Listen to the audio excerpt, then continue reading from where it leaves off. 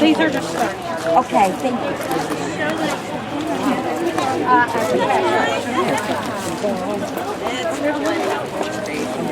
This began in January with an idea. We recognized that our community had a need for fresh, locally grown food, and also that the farmers in our area needed a place to bring that to market. And this company has been a family-owned business since 1989, and one of our prime directives when we were founded is that we exist to serve the needs of our local community. And so this is one thing that we could do to help local family farms to bring fresh local food to the people in our community and use the 16 acres that we have to be a blessing to our local area. You ready? Yep, we're ready. Let's do a portrait with those scissors like we're about to cut. So. So you guys Big smile. This is y'all's place. Y'all need to get your hand on the scissors.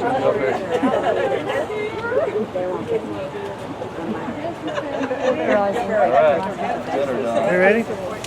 All right.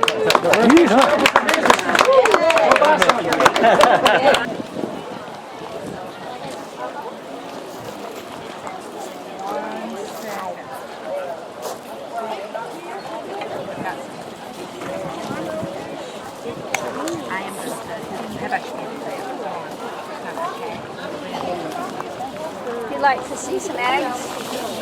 You'd like to see some of the eggs? Tell me about your eggs. It's about well, half to 3/4 inches big, and it's fresh. And this meat is processed at a USDA certified slaughterhouse. And anybody that wants to, just grab a toothpick there and go ahead and get a piece of it. Our hens are free-range hens. They go out and eat grass, chase bugs and worms, and they just live a happy life. Can you tell me a little bit about Owl Hollow Farm? Well, we are a secluded farm in the White Oak Mountain area outside of McDonald. Mostly forested. We focus on wildlife habitat, but we do have a diversified market garden and an orchard.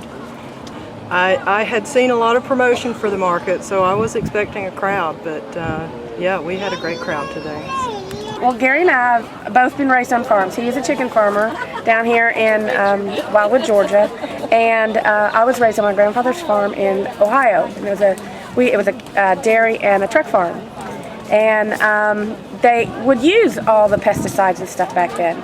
And when we started farming, we always used them until about 3 years ago, and started reading more about why it's not good for you. And I even saw this last week where they had 2 ears of corn. One was a GMO corn and one was not, and for squirrels to eat, and the squirrels ate the one that wasn't. But anyhow, so we started farming with organic methods. And why people use chemicals to farm with is beyond me, because you can use the interplanting with herbs and vegetables and keep pests out, and you can use the pyrethrum if you need to for the different bugs. It just amazes me why people would put chemicals. I'd rather see my grandchild walk through the garden and not be fearful that they can't just pick a pea and eat it. And tell me about Grindstone Gardens. Well, we are a local farm just over here off of McDonald Road, and we grow produce, and I have the animals. I have Shetland sheep and alpacas, and so that's what we do. You guys planning on being here every Thursday afternoon? As much as possible, yes. Okay, well, Red Clay Farm, we grow produce.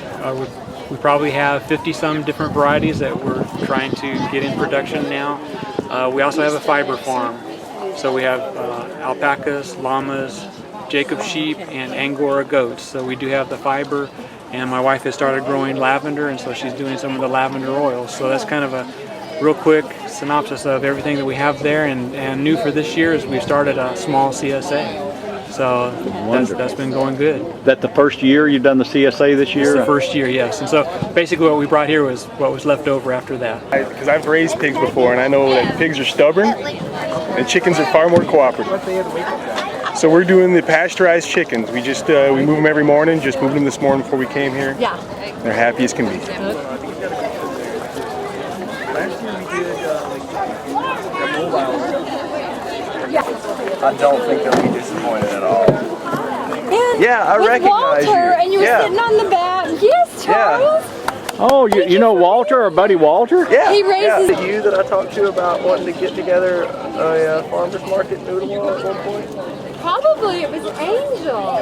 Well, we're a family of 7, and we're all involved in the farming process. We all help pick and plant and weed, and just everyone's involved in the whole farming process. Okay, wonderful. And we grow things organically. We're not certified organically. We use all organic practices.